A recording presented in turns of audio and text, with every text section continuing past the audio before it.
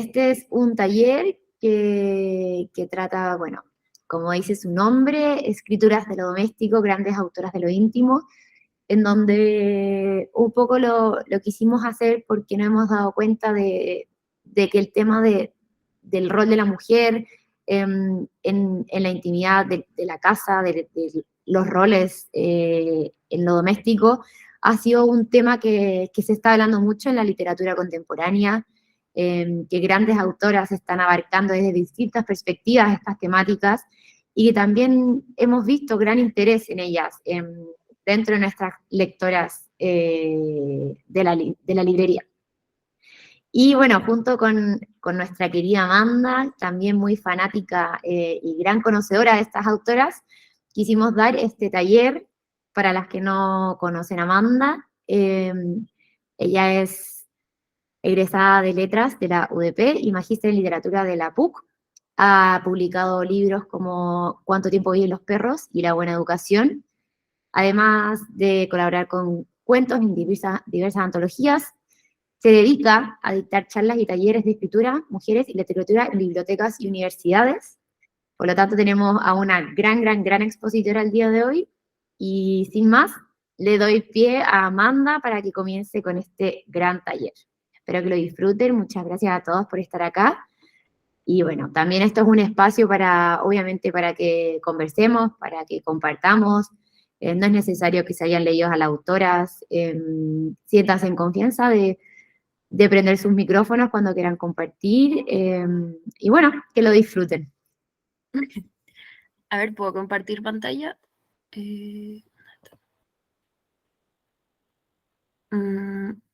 A ver.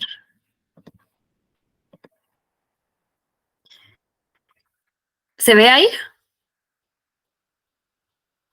Sí, perfecto. Sí. No alcanzo a ver si es que alguien levanta la mano, porque me sale solo la presentación, pero si alguien quiere comentar algo, como que hable nomás, no levante la mano, puede interrumpir, lo que quiera. Bueno, como mencionaron, el tema de este taller es escribir lo doméstico, grandes autoras de lo íntimo.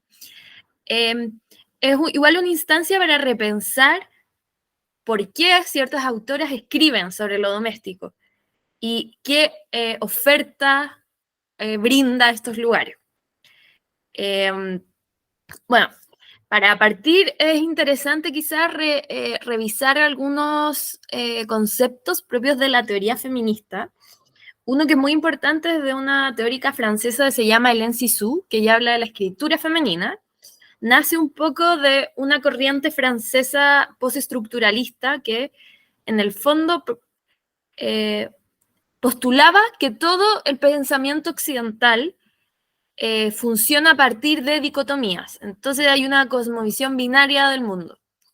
Tenemos un concepto, por ejemplo, claro, oscuro, adentro, afuera. Y ella postula que de la misma manera ocurrió estaba el hombre y su contraparte es la mujer. Pero ella también postula que si nos damos cuenta, todos estos conceptos son un poco una carencia, el segundo es una carencia del primero. Entonces, habla de que se presenta esta mujer como un otro, es decir, como a alguien que le falta algo. Y entonces ella decía que la escritura femenina tiene que ser una escritura desde el punto de vista de la mujer, que no hable como la segunda parte de esta dicotomía. Pero ahí surgieron algunas discusiones en torno a las ideas de Cixous, porque había gente que decía que era un poco esencialista, que en el fondo estaba diciendo que por ser mujer hay una forma de escribir.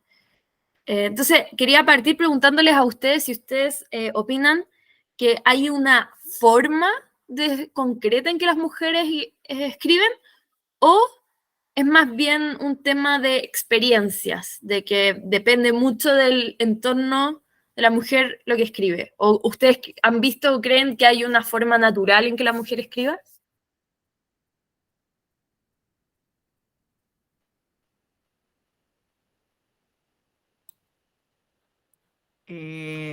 Ya, yo no sé si tengo una respuesta. Hola, Amanda.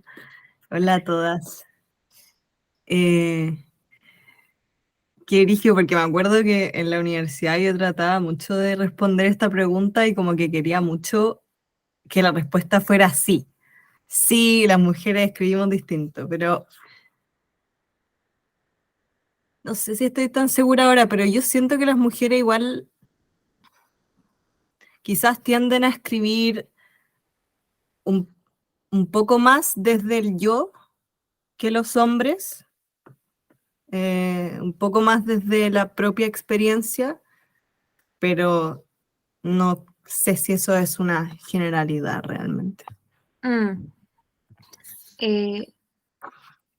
Claro, o sea, igual eso, como vamos a ver a continuación, em, escribir desde como la autobiografía o escribir desde un yo, igual está muy ligado a la posición a la que alguien le fue relegada.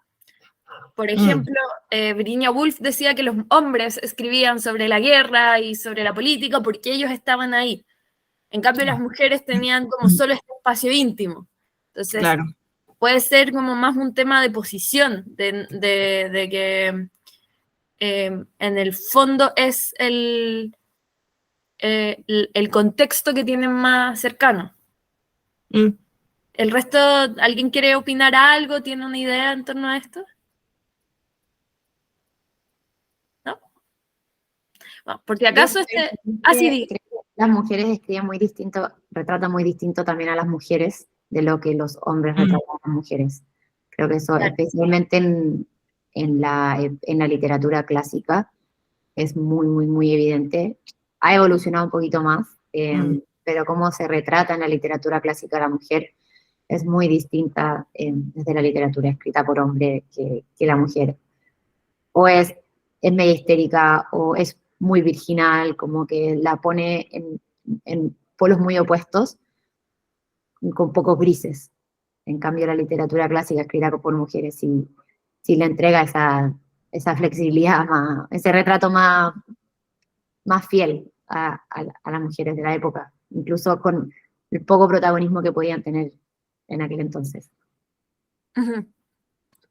Sí, claro, y ahí es como un poco lo que Virginia Woolf decía de que en el fondo las mujeres que nos habían presentado estaban sujetas a un punto de vista masculino y que hay mucho, más allá de como de si alguien es así por naturaleza, hay mucho de una experiencia compartida que alguien que no está ahí no puede retratar. Es lo mismo, por ejemplo, podemos ser todas mujeres, pero no todas podemos describir lo que es un parto, no todas podemos describir lo que, no sé, puede haber una mujer trans aquí también y que puede decir como yo, mi experiencia es completamente diferente. Entonces está sujeto continuamente quizás a todo lo que se escribe a un punto de vista. Entonces es muy importante la posicionalidad.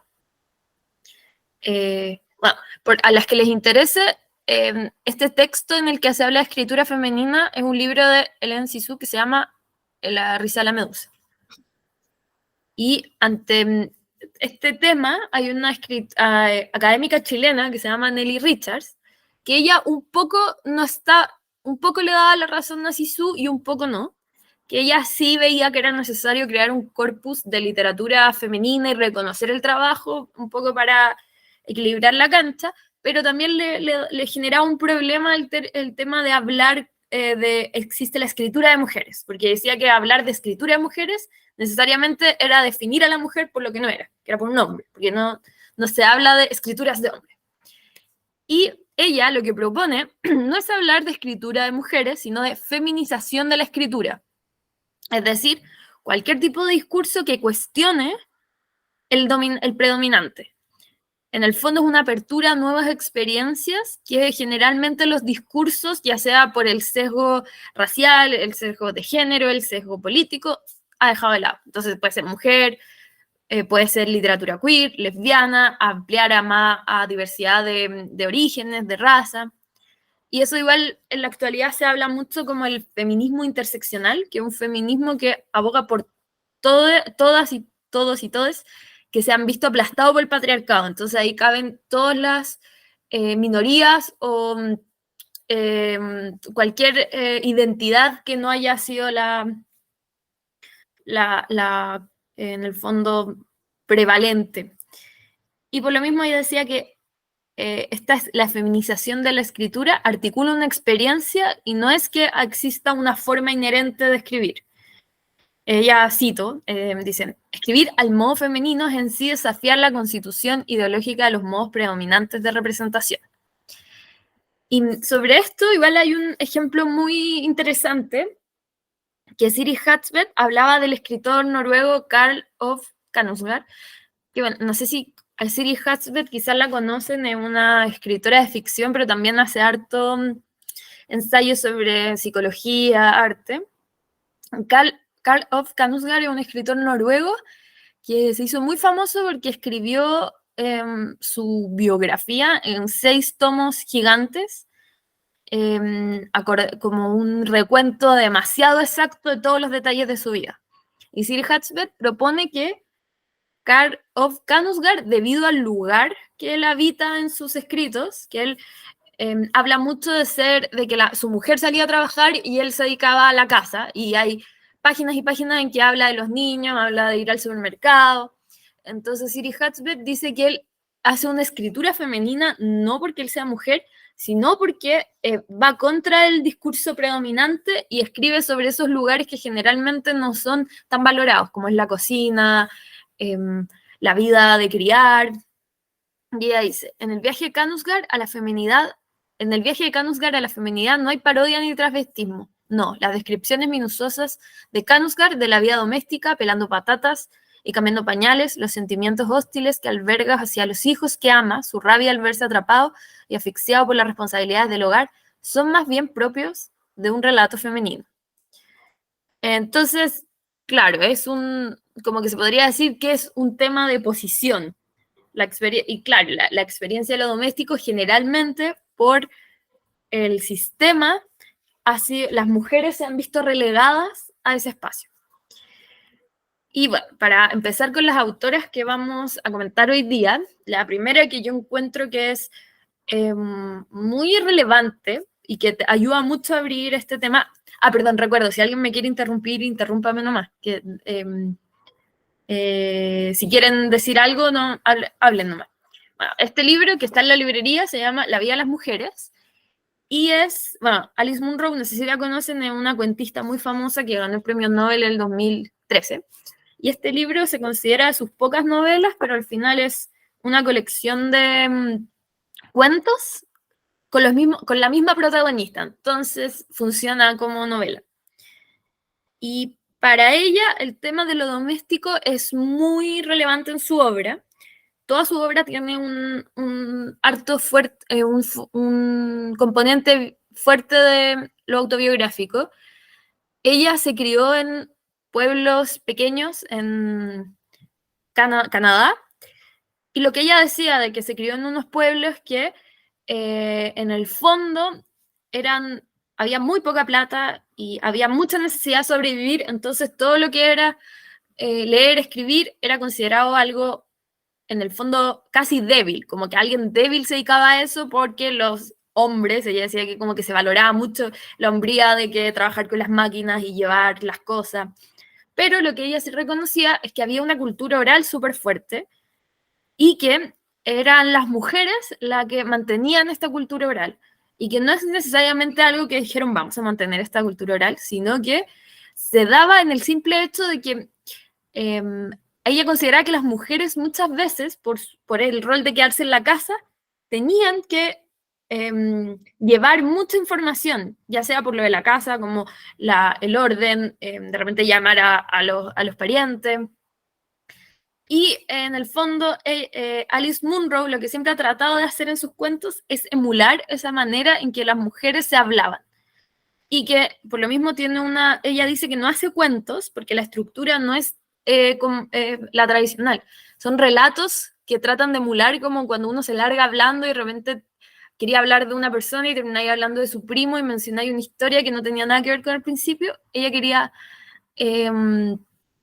lograr eso. Entonces, para ella la oralidad era un soporte literario y lo cotidiano, es decir, todo el mundo de la cocina, las tareas del hogar, el ir a comprar, era es su material de escritura.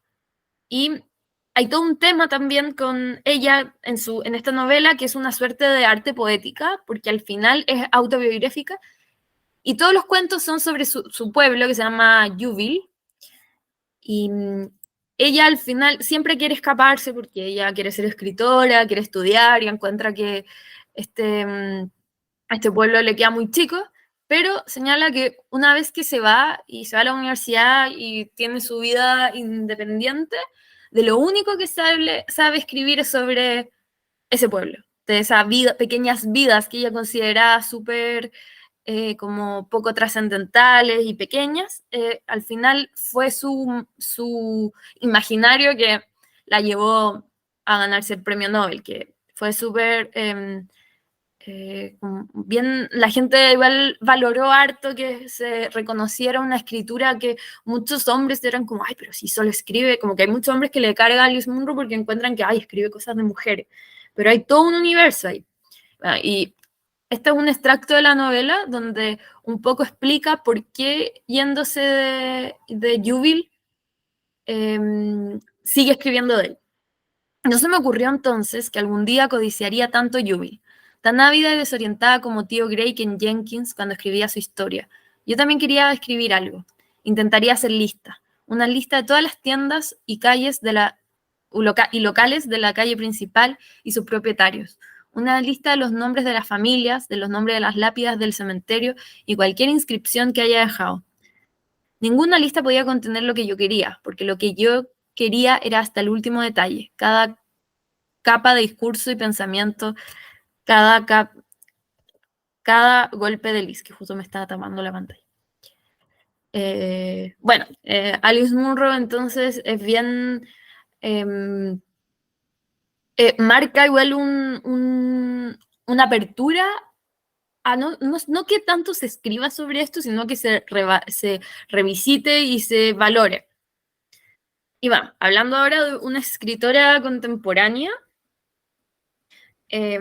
ella es Rebecca Solnit, que quizás la conocen por, tiene muchos libros sobre feminismo, y es muy famosa porque ella acuñó el término mansplaining, que en un libro suyo que se llama Los hombres me explican las cosas, contó que en una fiesta conoció a un hombre que había leído en un diario una reseña de un libro sobre un filósofo que Rebecca Solnit había escrito. Y este tipo no retuvo el nombre y empezó a hablar del libro y dijo como, oye, creo que yo escribí ese libro. Y decía, no. Y le empezó a enseñar es un libro muy importante, y lo empezó a enseñar sobre su propio libro a la autora. Entonces ella acuñó el término mansplaining. Y bueno, este libro que se llama Recuerdos de mi inexistencia, es una biografía y va muy sujeta cada parte por, como que el piso de cada capítulo son los diferentes lugares, las diferentes casas en las que Rebecca Solnit vivió. Desde joven hasta ya comenzaba su carrera más establecida. Habla harto de las condiciones materiales y cómo estas en el fondo modifican una experiencia. Entonces, para ella continuamente va describiendo las casas o los departamentos en los que se queda para dar cuenta del momento en su vida en la que ella estaba. Pero al mismo tiempo es una reflexión de su rol en la sociedad y también de el rol de la mujer. Una cita que está súper buena dice: nunca había estado a salvo, pero creo que en parte el terror que sentí se debió a que durante años había creído que a lo mejor lograría estarlo. Y es un momento en el relato en que hay mucha violencia y muchos crímenes alrededor de donde ella vive. Entonces, al final es como una desarticulación del tópico del cuarto propio, porque ella dice, claro, puedo tener mi propio espacio, pero ¿qué pasa si ese espacio continuamente está siendo amenazado por el entorno? Y por lo mismo ella crea como un diálogo entre los espacios y el rol de la mujer. Y esta es otra cita que da cuenta también, y yo opino que está muy ligada a las ideas de Virginia Woolf sobre un cuarto propio. Dice, quizás siempre habiten las preguntas más que las respuestas. ¿Qué es lo mío? ¿Dónde soy bien recibida? ¿Dónde se permite estar? ¿Cuánto espacio se me concede? ¿Dónde se me corta el paso? ¿En la calle, en mi profesión o en las conversaciones? Cabe imaginar nuestras batallas como luchas territoriales para defender un territorio o anexionarlo. Y es posible entender que nuestras diferencias tienen que ver, entre otros aspectos, con el espacio que nos otorga o se nos niega para hablar, participar, deambular, crear, describir, vencer. Ahí ella igual tiene una postura un poco crítica sobre, claro, tengo un espacio propio, pero ¿qué tan propio puede ser? Y al mismo tiempo habla sobre como de lo doméstico, también como un posible encierro y un posible como una desventaja a veces. Habla de Sylvia Plath, que no sé si quizás la deben conocer, que es una poeta estadounidense muy famosa que se casó con otro poeta muy famoso, el cual parece que era muy mal marido, que la tenía siempre encerrada en su casa, y ella empezó a enfermarse mentalmente y llegó a un punto en que se suicidó. Y Rebecca Solnit dice, me pregunté quién habría sido Sylvia Plath si hubiese tenido las llaves de la ciudad, como se decía antes, y de las como se decía antes, y de las colinas y de las noches, y hasta qué punto su suicidio en la cocina cuando tenía 30 años se debiera en parte al confinamiento de la mujer a los espacios y de limitaciones domésticas.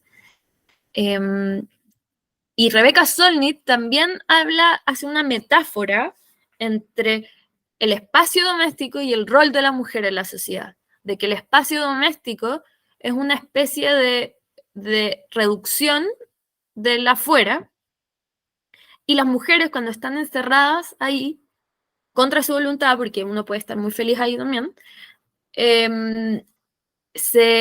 ellas mismas sufren una reducción de su identidad, y es como que se pliega al igual, como que se funde esa identidad. En Alice Munro, en un cuento que está en un libro que se llama La danza a la oscuridad, es un cuento autobiográfico que ella dice cuando estaba casada y con hijos, ella igual escribía, pero no podía concentrarse en la casa y quería conseguirse un despacho aparte para escribir. Y el marido le dijo, ¿pero por qué? Si puedes hacerlo en la casa. Y ella dijo, es que una mujer no está en la casa, una mujer se vuelve la casa, porque la hacen las normas sociales de lo que las tareas de una mujer hacen que ella se identifique y se haga cargo de tanto que termina siendo la casa misma. Bueno, y Solnit dice, mi cuerpo era un hogar solitario. Yo no estaba siempre en casa. Con frecuencia estaba en otro sitio. No me extraña que estuviese flaca. No me extraña que se elogiara a las mujeres por estar flacas, por ocupar el menor espacio posible, por encontrarse al borde de la desaparición. No me extraña que algunas de nosotras desaparecieran comiendo menos de lo debido, con un país que cede territorio, un ejército que se repliega hasta que deja de existir. Entonces, una suerte de comparación entre encerrar a alguien en una casa a querer hacer que desaparezca. Un poco Foucault hablaba de los espacios otros, que en el fondo es crear ciertos espacios para aislar a ciertos grupos, que en verdad Foucault lo habla más de como normas sociales de que existe, no sé, una cárcel o un manicomio, pone hasta ejemplo un hogar de ancianos, que es como cosas que no van con la idea de lo que pensamos que la sociedad es, y en aquellos lugares, según Foucault, el tiempo se suspende, como que deja de funcionar al mismo tiempo que existe afuera y se crea una propia noción de tiempo. Y podríamos aplicar lo mismo con el encierro doméstico para algunas personas, de que viven en un pequeño espacio de tiempo que se aleja del tiempo externo, y es un poco un espacio, se habla de los espacios liminales, que son esos espacios de espera, y que en el fondo lo que te puede causar ansiedad es que cuando estás en un lugar, te dicen como por ejemplo un aeropuerto, es un espacio liminal. Estar siempre en un lugar liminal hace que todo el resto se nuble o desaparezca. ¿Alguien quiere comentar algo? Porque de repente hablo seguido y no le dejo espacio a los que quieran comentar. No. Bueno. Siguiendo esa misma línea, Natalia Ginsburg en este libro, Las tareas de la casa y otros ensayos, hace algo similar relacionando la psicología con los espacios que habitamos. De alguna manera, similar a lo que decía Solnit, nuestra casa se vuelve un poco un espejo de nosotras mismas, más que nada porque nuestra individualidad le crea un valor a todas las cosas que nos rodean. Y en el fondo esta relación tan cercana crea una función medio de espejo con la casa. Y esto es un extracto del primer capítulo en que ella cuenta que el primer capítulo que se llama La casa, ella habla de que con su marido tenían que comprar una casa, iban a ver varias casas y ni una le gustaba y como que se enojaba yendo a ver a las casas, estaba como muy irritada con el proceso. Y ella dijo, o quizás no era que yo no deseara vivir en ninguna porque odiara las casas, sino más bien porque me odiaba a mí misma. Y no era que todas las casas todas podían ser adecuadas con tal que las habitara otro, y no yo. Es otra como faceta problemática también y se vuelve al tema de los espacios liminales o a los no lugares, que en el fondo esta relación que tenemos con la casa y estar encerrada ahí como un agobio de una misma también podría ser.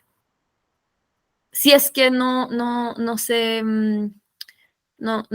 quiere estar ahí. Y bueno, también está otra autora que también ocupa lo doméstico para hablar un poco especialmente de las relaciones madres e hijas y cómo el tema de convivir en la misma casa, en un sistema que en el fondo la madre siempre está ahí,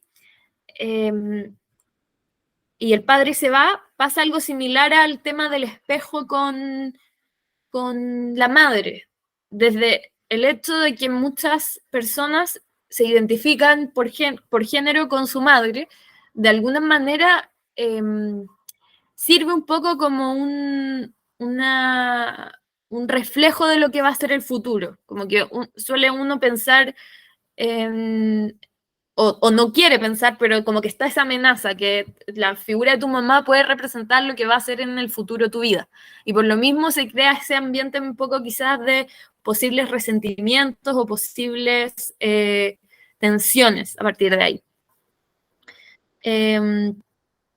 Bueno, esto es un extracto del libro. Dice, según el relato clásico, el padre es el héroe y el soñador. Cuando regresa al hogar que nuestras madres han construido para nosotros, o bien es acogido de vuelta en el rebaño, o se convierte en un extraño que termina necesitándonos más de lo que nosotros lo necesitamos a él. Nosotros le regalamos una versión corregida a nuestra vida cotidiana. Nuestras madres conviven con nosotros en esa cotidianidad y las culpamos de todo porque están a mano. A la vez tratamos de no confabular en los mitos acerca de su personaje y propósito en la vida. De todos modos, necesitamos que nuestra madre se angustie por nosotros. Y también ella habla sobre, en este libro, que, se me olvidó comentar que es, ella, la Deborah Levy, se propone hacer una trilogía que está escrita en inglés, pero en español solo han traducido estos dos, que no es tan estrictamente una trilogía que hay como una continuidad en los relatos, sino que es diferentes facetas de la experiencia de ella de mujer, madre, escritora, hija, y es un poco ella se lo proponía como un manifiesto similar al de Virginia Woolf, pero en la época actual.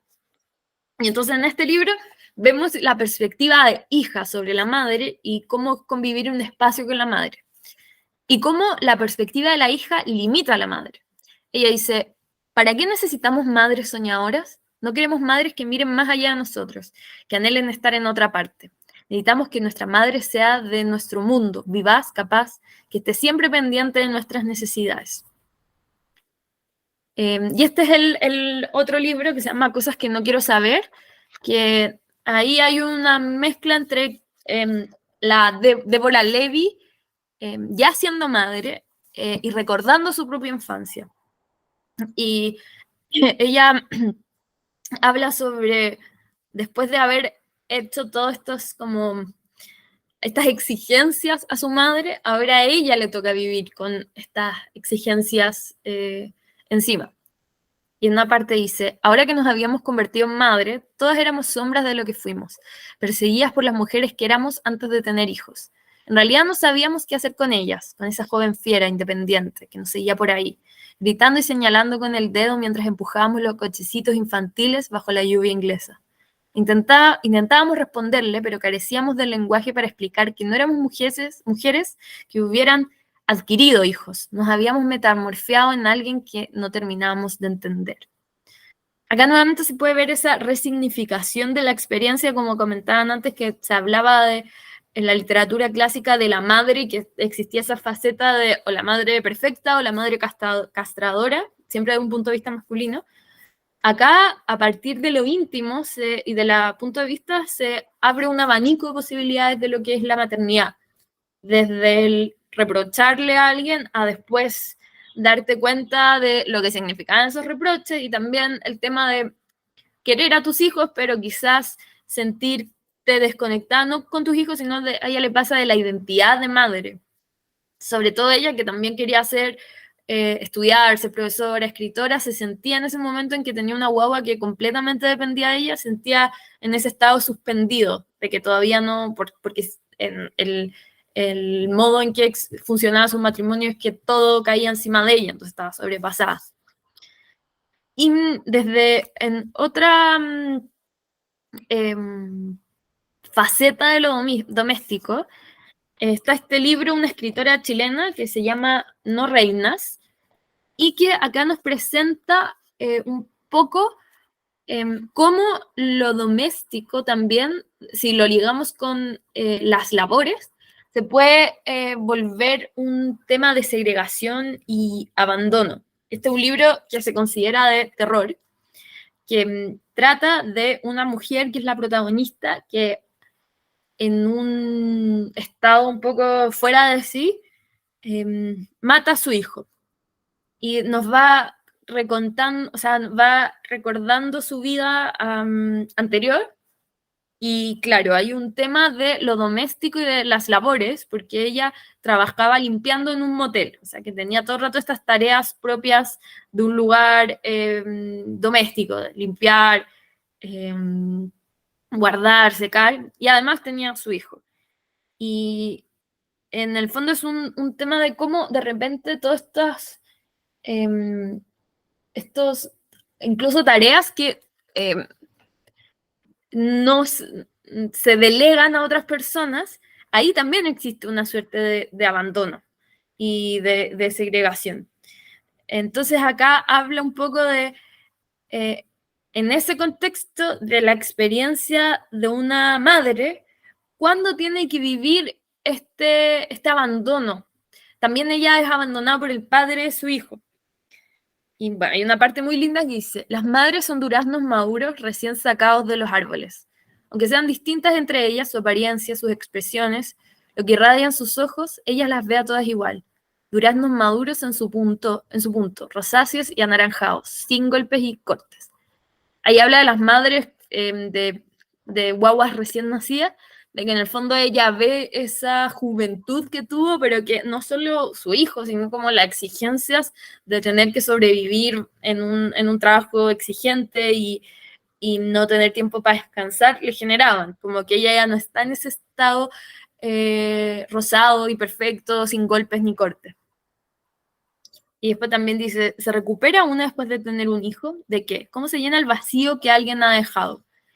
Entonces es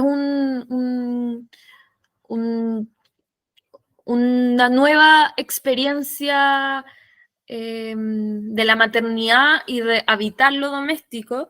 Acá también es una denuncia bueno, vimos diferentes facetas de que, por ejemplo, Alice Munro reivindica y lo encuentra como un lugar de producción literaria y que tiene sus cosas para rescatar.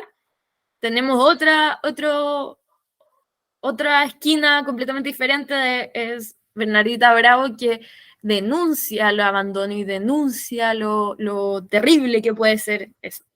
Y entre medio vimos bien diferentes formas de habitar los espacios y también diferentes experiencias, de que no necesariamente una es mejor que la otra, o son diferentes experiencias, como decían en principio la Nelly Richard. Y bueno, eso en parte la presentación. ¿Cómo dejo de compartir ahora? Dejar de presentar. Para ahora quizás abrir a que ustedes comenten, hablen, no sé, qué opinan de quizás estas reflexiones que hicieron las autoras, de quizás encuentran que escribir de lo doméstico puede ser una especie de reivindicación política, o tienen esa postura de que hay gente que dice que ya no se debería vincular tanto a la mujer con esos espacios. No sé qué opinan ustedes.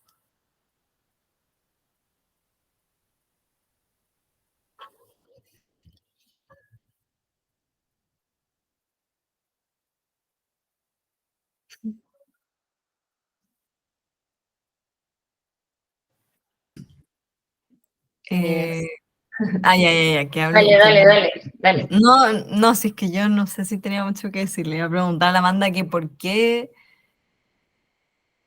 opinan que la mujer no debería escribir desde lo doméstico, como quiénes, cuándo.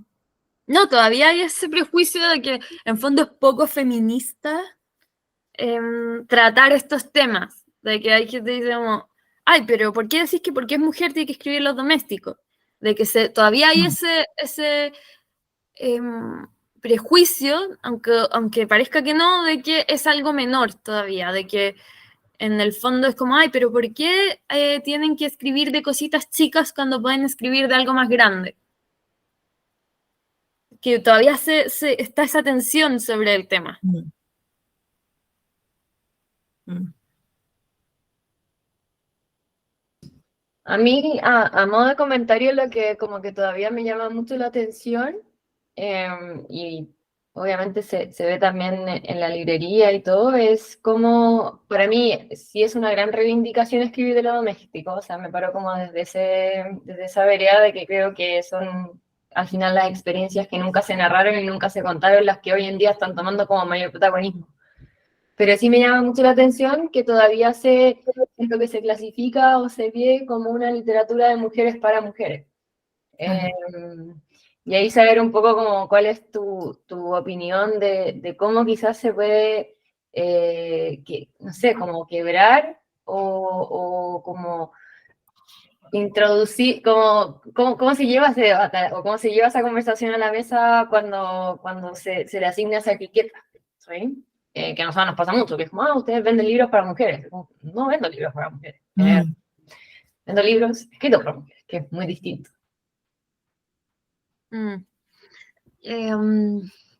Sí, bueno, hay autores como el que rescataba a Siri Hatzberg de Karl of Kanusgar, que en el fondo él hasta fue celebrado, como que Siri Hatzberg decía como, no sé si a una mujer que haya escrito esto le darían tanto color como le dieron a Karl of Kanusgar, porque la gente se sorprendió, como, un hombre que es vulnerable y se abre así. Y claro, igual ahí hay como otro tema de que cuando a los hombres se le aplaude más eso que a las mujeres. Yo creo que es un tema es un tema literario que no necesariamente tiene que ser escrito por mujeres, pero que ha sido abandonado por lo mismo, porque se ha creado un discurso en torno de que es algo menor y de que lo importante está en otra parte, y es hablar de que lo importante sobre todo no es la biografía de las mujeres, porque los hombres igual cuando escriben biografías se suele sentir que es como hablan de la humanidad, no de los hombres. En cambio, las mujeres cuando hablan de su propia biografía están hablando de lo que es ser mujer. Sí. Y son mecanismos de escritura que quizás hay que revisitar.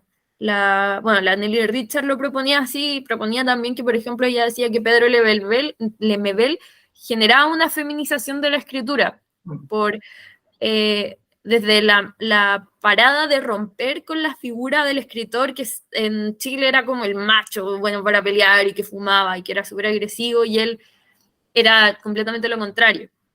Entonces yo creo que igual hay un tema de romper con las figuras afuera del texto, que al final está como fantasma que es el autor, hace que condicione lo que leemos. Por lo mismo es como como que piensan, esta es literatura de mujeres, pero nadie dice, esta es literatura de hombres, porque está el fantasma de la autoría siempre.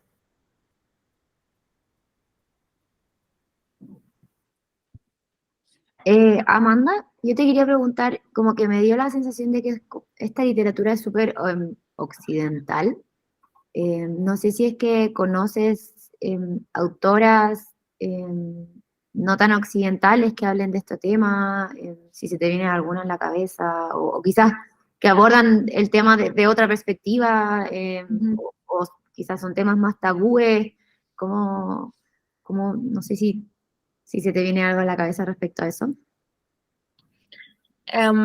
Por lo que yo he visto es que igual la concepción general más, no occidental, más oriental, hay una forma de ver y de pensar más bien transversal al género, como que si uno ve, por ejemplo, la literatura japonesa, hay algo muy contemplativo y hay algo muy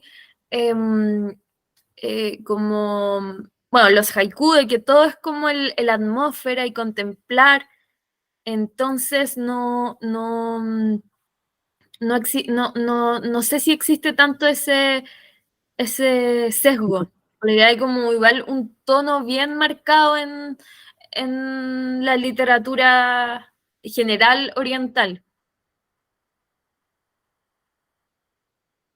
Sí, también, por ejemplo, en los 100 poemas de los 100 poetas japoneses, que es como una antología clásica, creo que hay, ponte tú, como 60 poemas de hombres y 40 poemas de mujeres, lo cual igual lo encuentro bastante equiparado para, no sé si en Occidente se haría eso. Y tienen ¿cómo se llama? Como esa temática que dice la Amanda, como contemplativo y muy de la intimidad. Uh-huh. También porque los poetas eran reyes y reinas que están relegados a sus casas, como muy encerrados en su mundo, entonces escriben desde ahí también. Y uno de los libros fundadores también, o clásicos de Japón, se llama Historias de la almohada, y lo escribió una mujer, y también era como un diario que ella llevaba y lo escondía debajo de la almohada y todas las noches. Entonces, por ahí, esas son las literaturas fundadoras al menos de Japón. Podríamos decir como quizá se ve un poco distinto el escribir desde la intimidad, pero uno no sé. Sí, no va a haber esta figura tan como patriarcal, como hombres escribiendo. Más, como que le dan más relevancia quizás a lo que escriben. Hola. Hola. Oye, yo quería como más que nada hablar desde mi sentir con respecto a este tema. Cuando tú preguntabas así como la escritura de lo doméstico, me parece que a mí me pasa que estoy transitando ahora como esto de la lectura feminista y me apasiona mucho. Y yo encuentro que está bien, o sea, creo que está mal el relegar a la mujer a eso, a la casa, a lo doméstico, por este estereotipo que se hace. Sin embargo, ese tipo de escritura me hace sentir como que hay alguien más que también le está pasando, ¿cachai? Como sentir esa empatía y esa cercanía y como no sentirme sola en el fondo. Y creo que hablarlo desde las experiencias es lo que finalmente vale. Si lamentablemente eso sucede, o sea, estamos estamos situadas ahí, esté bien o no, ¿cierto? Eh, eso existe, y como existe creo que está súper bien plasmarlo y escribirlo, e insisto que eso es como que nos da otra mirada. Ahora poco leí un libro que se llama Ciudad Feminista, de Leslie Kerr, no sé si lo conocen. Y es súper bueno ese libro porque es como algo tan habitual, tan del diario vivir, con respecto a la urbanización, a la gentrificación y varias cosas que ella habla, y uno dice, sí, pues, o sea, yo pasé por lo mismo hace cuánto, y como que no te das cuenta el impacto que tiene. Entonces, no sé, eso era como lo que quería mencionar.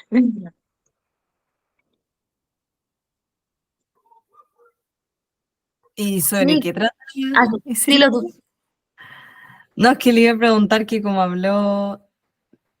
hablaste, Natalia, específicamente del libro, que de qué se trata un poco. ¿De qué se trata? En el fondo es como, un espacio que ha sido hecho por hombres, para La ciudad. hombres, la ciudad, sí. Bueno, Se llama Ciudad Feminista, es súper bueno para que mm, le echen un ojo. qué bueno. hace poco también llegó a la librería una reedición de un libro de la Gioconda Belli que se llama La ciudad de las damas, que plantea también Ay, esta sí. utopía liderada por mujeres, y tiene un poco también de eso, de cómo se han ido moldando las ciudades. Perdón que no es mi la cámara, es que mi pantalla está rota, por eso estoy mirando acá. Pero también plantea eso, como cómo las ciudades se han ido formando y urbanizando en torno a las necesidades masculinas, desde cosas muy domésticas como ir al baño, lo rápido que puede ser para un hombre y fácil como para lo complejo que es para una mujer, hasta obviamente cosas más relevantes, importantes y no tan domésticas. Pero es súper interesante, y también el otro día conversaba con unas arquitectas de cómo se está replanteando a nivel de urbanización el llevar el feminismo y a la mujer, ¿cierto?, al centro de las decisiones a la hora de crear ciudades. Súper interesante, así que está bacán tu libro, lo vamos a buscar. Sí, porque ¿sabéis qué pasa? Que los arquitectos en su mayoría son hombres, y por lo tanto lo hacen desde sus necesidades, pues, ¿cachai? Entonces hay muchas cosas que no abordan ahí en sus planificaciones. Mm.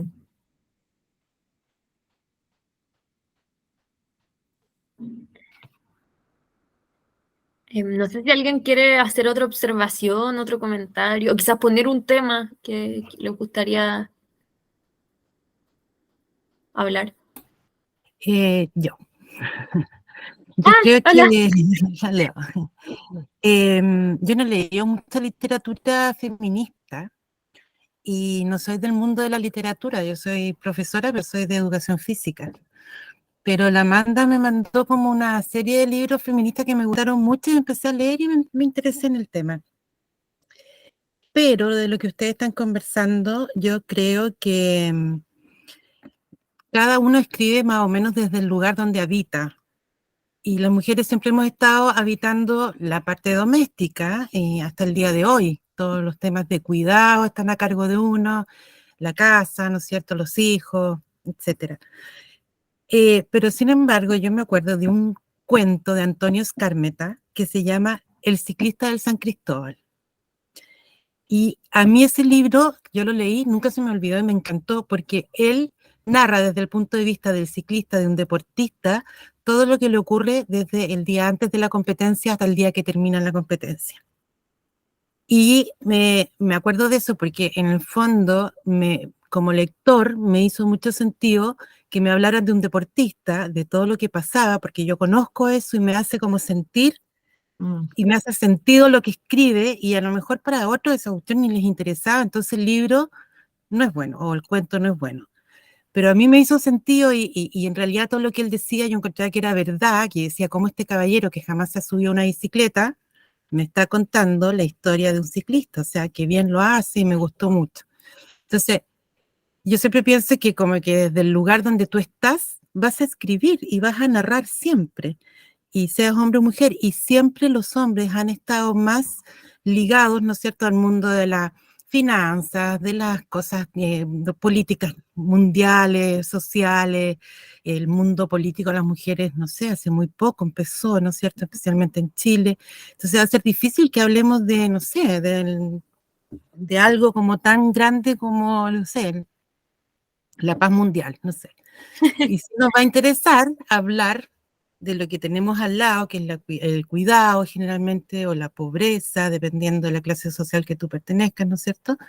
Entonces, bueno, que los que critican que escribimos sobre lo simple, bueno, bienvenidos a ver si ellos son capaces de vivir y de hacer todo lo que hacemos las mujeres. Y si es que es tan simple o no, porque en realidad esa es una categorización bien... Yo siempre he pensado que criar un ser humano, yo me dediqué a formar seres humanos, porque soy educadora, es algo muy difícil. Y uno nunca sabe si lo está haciendo bien o lo estás haciendo mal. Y además siempre te reprochan, o tus propios hijos, o tu familia, o tu marido. Entonces no es algo fácil. Y no sé, pues los que critican y dicen que escribimos algo muy simplón porque es doméstico, bueno, bienvenido al mundo doméstico y a ver si pueden hacerlo como lo hacemos nosotros. Eso es lo que opino. Sí, es muy cierto, y dentro de esa como categoría de lo simple, hay harta complejidad emocional, como Claro. toda esta como dicotomía de sentimientos, desde la culpa a disfrutar, a estar, te gusta, pero quizá hay días que no te gusta. Entonces, lograr plasmar esa como esa paleta de experiencias dentro de una grande, no es, encuentro algo menor de lograr. De hecho, es como yo creo que con escribir algo íntimo es más... Difícil, sí, yo creo. sí. Bueno, y de la que tú nombraste hoy día las escritoras, y desde la Alice Munro hasta la Bravo, que es de hoy en día, yo creo que en ellas como que la línea que las une a todas es la culpa. Sí. En distintos niveles, porque igual la Alice Munro, aunque le gusta el mundo doméstico y lo escribe después que salió de ese mundo, y escribe sobre él, igual ella siente culpa y rabia con su mamá porque las cosas de la mamá no las hace bien y no los cuida bien, entonces no es una buena madre. Entonces siempre hay una culpa entre el relato femenino. Eso me he dado cuenta yo de lo poco que leí, porque leí muy poco, pero siempre hay culpa de porque me dediqué a ser escritora, entonces soy una mala mujer, porque me dediqué a, no sé, otras cosas, o no me gusta ser madre, soy una mala mujer. Eso quería decir también, como que encontré que siempre en la escritura femenina hay, o feminista, hay una línea así que las une, que es la culpa. Siempre tenemos culpa de algo. Eso. Sí, y es como para esta escritora igual un tema, las que son madres, como Deborah Levy, y bueno, Alice Munro también tiene sus cuentos que habla de ella siendo mamá, de que en el fondo es como lo totalitario que puede ser esa identidad de mamá, y como que se sienten culpables de salir ahí y les cuesta mantener como su identidad escritora, cuando los escritores hombres, no sé, Tolstoy tenía como 28 hijos y nadie le preguntaba qué se sentía ser papá. En cambio, la escritora mujer puede tener un hijo y se lo van a sacar en cara todo el rato, como, oye, pero ¿cómo es ser mamá y escritora? Claro. Sí.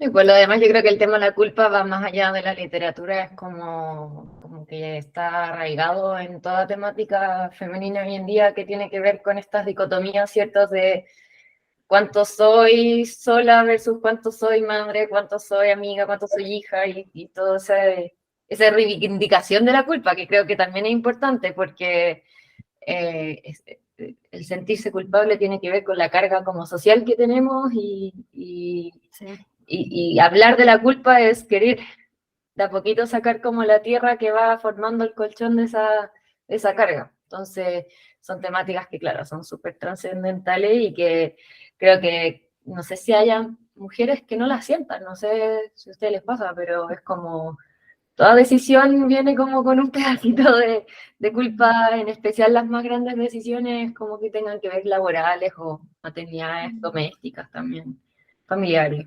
Mm. Sí, yo creo que eso tiene que ver con un estereotipo de cómo se supone que se debe ser mujer o cómo se supone que debe ser madre. Y ahí es donde viene también la culpa. O sea, ¿qué mujer no siente culpa? Pero creo que tiene mucho que ver con eso, con el cómo se supone que deberíamos hacer esto o aquello, ¿cachai? Si no, por algo al hombre que no le pasa, tiene mayores libertades, se le ve de otra manera, se le piensa de otra manera. Mm. Yo Claro. tengo como su identidad. Varias ideas en mi cabeza. ¿Qué? Ah, disculpa, sí. No, no, sí, yo estaba comentando, pero dilo tú.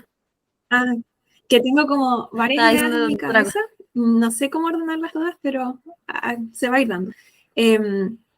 Que primero quería comentar que para mí todo este mundo de la literatura es como súper nuevo, porque yo siempre fui mala para leer, onda en el colegio nunca me leí ningún libro, nada. Y hace como 3 años me fui en el verano con una amiga, nos fuimos como a una casa, como a descansar, como a pasar como un par de días. Y ella llevó unos libros y me prestó uno. Las casas. Y yo así sin haber tomado un libro antes, como nunca, por interés propio, me prestó el libro de la Gioconda Belli, El pergamino de la seducción, que no sé si lo han leído. Y yo como que empecé y en 3 días lo terminé, así como que pegada y lo terminé. Y después le dije así como, oye, préstame otro libro, y me prestó, pero yo ya había visto la serie que es El cuento de la criada. Ya me prestó ese libro y también así me lo leí como al tiro.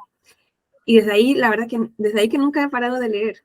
Entonces llevo como 3 años como en este mundo. Quise meterme al taller porque igual como también es dentro de, de todo este tiempo que he estado leyendo, igual he estado como buscando, bueno, llegué a la librería, igual al Instagram, que es súper como interesante. Y sí me he dado cuenta que he hecho como el sesgo de leer solo mujeres, en verdad. Entonces, como con respecto a esos 2 libros que leí al principio, me llama la atención que a ambos libros como que no habla literalmente de lo doméstico, como que conocemos como doméstico del el quehacer en la casa, pero sí habla de un tema muy como del ser madre y de cómo te arrebatan a tu hijo. Entonces, esa fue la historia como de Juana la Loca, que es el libro de la Gioconda, que como de cómo se volvió loca, supuestamente, y donde igual le arrebataron a su hijo, también relatan como, la Gioconda relata como igual desde lo doméstico, desde una posición de realeza, digamos, y bueno, y en el otro, en el cuento de la criada, como en toda esta como dictadura te arrebatan a tu hijo y cambia todo el sistema, y empiezas a vivir ese sistema siendo mujer. Entonces, me llamaba la atención cuando hablaba Leonor, que decía, y comentaban ahí como que en verdad escribir lo simple es más difícil que escribir lo complejo, porque siento que, claro, estos 2 libros son libros que a lo mejor un hombre que los leyera, no sé si empatizaría tanto con la temática como empatiza una mujer, y más una mujer que es madre. Yo no soy madre, pero sí me tocó muy profundo como esos ambos libros, porque siento que lograba igual conectar conectar un poco más, pero son temáticas que son profundamente complejas, o sea, como que no, el quehacer doméstico también lo pienso como en el quehacer diario, no al llevarlo al escrito, pero en el quehacer diario, como lo veo en las casas, así como los hombres que, no sé, se dedican a trabajar y a traer el sustento económico a la casa, pero para ellos es absolutamente complejo hacer un plato de comida. Entonces, como que cuando lo categorizan como desde que escribir de lo simple es como, sí, pero no es simple, ni para ellos es simple. Entonces, y son como, claro, el hombre habla como de, cuando el hombre escribe habla como de la humanidad, y cuando la mujer escribe habla como de lo personal y de lo, claro, de lo personal, es como sí, pero el hombre habla de la humanidad, pero el hombre no puede escribir de la humanidad si no tiene todo un contexto doméstico que lo apoya a escribir sobre eso, que es como la base de de dónde salen los relatos. Entonces, como, o sea, para nada estoy de acuerdo con que lo doméstico no es, escribir de lo doméstico no es como feminista, porque creo que, eh, como decíamos también, hay toda una deuda histórica de literatura doméstica, digamos, como que antes sí, las mujeres no escribían, las mujeres eran silenciadas, no escribían tanto, no podían publicar, publicaban con otros nombres. Entonces, pero lo doméstico es algo que ha estado desde los inicios. ¿Y cuál es el problema con escribirlo ahora? De ahora que podemos tener esta voz, escribirlo y publicarlo y que la gente empatice con los textos es como súper relevante, encuentro como que es muy importante. Y creo que ese sesgo como de que escribir lo doméstico no es feminista es como que le hace mal, como que no es necesario. Sí, sí, yo opino igual.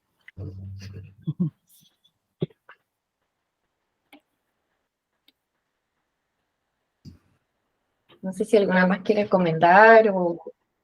No sé si alguien más quiere comentar algo. Mm. Yo creo que el problema de por qué la escritura de mujeres se entiende como solo para mujeres es porque las mujeres sí estamos muy acostumbradas a ponernos en el papel del otro y del hombre. Entonces, sobre todo toda ficción o que puede ser no necesariamente medio, sino que una historia que te cuentan, experimentar la vida como otra persona es muy fácil para nosotras, porque lo hacemos cada vez que recibimos historias, vemos películas, o sea, leemos libros, ya nos ponemos en el papel del hombre, porque ellos son los protagonistas en el fondo. Casi siempre ellos han sido los protagonistas. Y nosotros vivimos a través de esos personajes masculinos, pero no pasa lo mismo al revés. Entonces, y los hombres tienen como tienen un déficit. Les cuesta mucho más, no están acostumbrados a vivir la historia de una mujer como si fuera la propia y ponerse en sus zapatos, por así decirlo. Por eso sucede eso de que la escritura de mujeres la consumen mujeres, porque los hombres son súper incapaces de ponerse en esos zapatos. Claro. Y los hombres igual les cuesta, por ejemplo, si pensamos en literatura LGTB o cualquier También. diversidad, las mujeres leen, o sea, dentro de tanto las diversidades como las mujeres, hay un intercambio de discursos ahí súper fuerte. En cambio, un hombre hetero, cis, no sé si lee tanto ese tipo de voces. Sí. Oye, pero yo he crecido con hartos hombres a mi lado porque tengo puros hombres, hermanos hombres. Y bueno, estoy casada. Pero fíjate que cuando yo les he pasado libros así, no sé, escritos por mujeres, novelistas, qué sé yo, hasta la Isabel Allende, de repente lo leen así, no sé si a escondida, pero no es como lo habitual de ellos. Pero sí es que reconocen harto lo doméstico, porque todo niño, hasta los 12, 13 años, vive el mundo doméstico. Entonces Claro. sí lo conocen y sí saben de él. Lo que pasa es que después, no sé, si cambian los intereses o por demostrar que son más hombres, leen cosas como más... Claro. que abandonan este mundo, digamos, ¿no es cierto? Como para diferenciarse de la mujer, el hombre hetero, Sí. estoy hablando.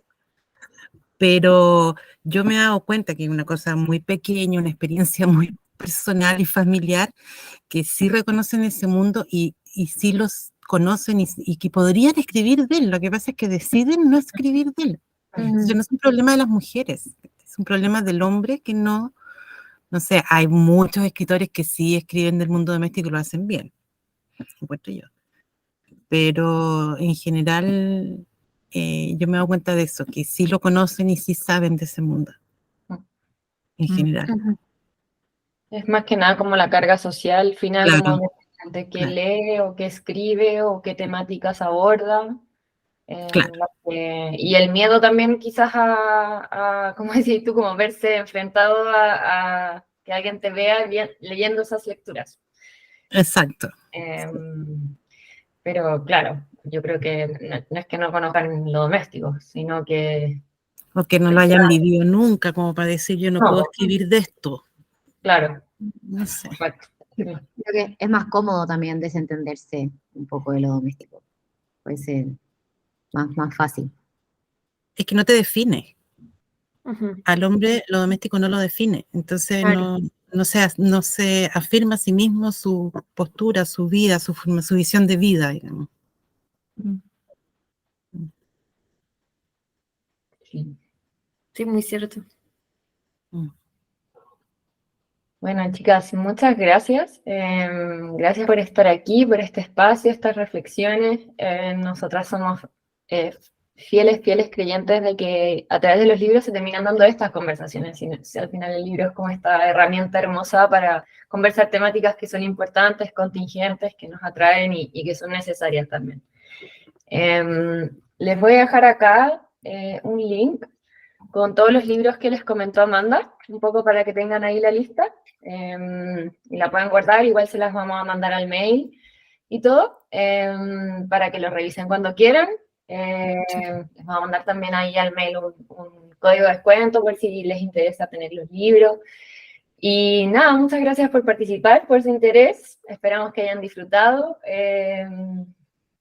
Y ojalá seguir viéndolas en otras instancias, otros talleres, pueden pasar siempre por la librería si son de Santiago. Felices también, escríbanos por redes sociales, por mail, siempre les vamos a contestar, recomendar y solucionar sus pequeñas dudas o preguntas que tengan. Bacán. Gracias. Así que Gracias muchas a todas por Gracias. participar. No, estuvo muy bueno. Un millón de Amanda, gracias. Felicitaciones. Buenísimo. Muchas gracias. chao, chicas. Chao, Bueno, que estén bien. Chao. Chao.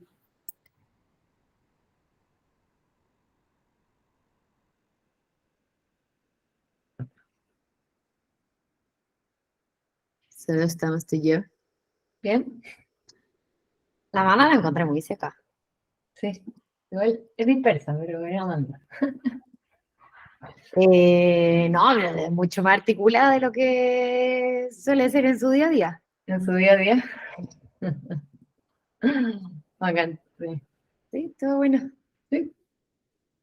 Como que no dejo de pensar que los libros son las excusas para terminar hablando las cosas que no quiero hablar, bueno. Eso es lo que más me gusta, bueno. Obvio, ¿no? De hecho, como que al principio me llamó la atención como, qué raro que no hay, como es una temática muy, como para hablar, como que raro que la gente no esté enganchando, ¿verdad? Nada, hay que soltarla un poco, ¿no?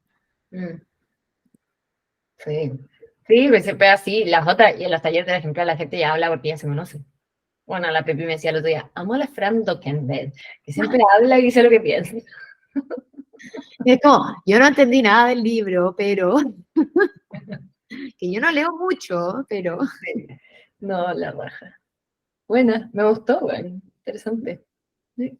está como bueno también saber eso, como ese lado de esas autoras. Sí, todo. Todo. Sabía que era como la Rebecca Solnit, la del mansplaining. ¿Ah? No sabía que la Rebecca Solnit había sido como la que ¿Nunca has había. visto la entrevista? ¿Ah? ¿Nunca has visto la entrevista? ¿No? Espérate. Cuando la buena cuenta esa historia.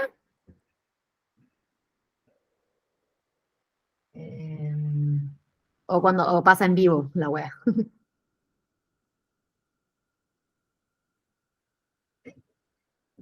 Pasa, yo una vez vi un video. Quizá era un video de ella explicando la historia, ¿cachai? Pero No, porque ese weón tiene que ser muy, o sea, para él lo hecho en vivo tiene que ser muy imbécil. Como bajo, tras cámara. es que bueno, si era como una entrevista de un weón diciéndole como, le hablaba de su libro. Le van a decir, pero si ese libro es mío. No, pero es que yo te voy a explicar de qué se trata el libro. Bueno. Yo escribí el libro. ¿Cachai? A ver, espérate. Mansplaining.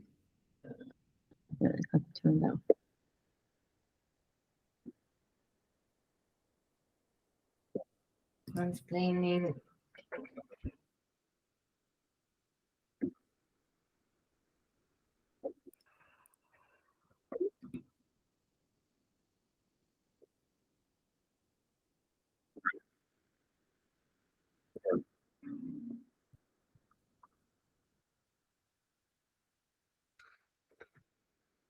Puta, no sé dónde lo vi. Ahí lo buscamos.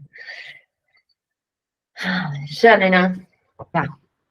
Un besito. Bye.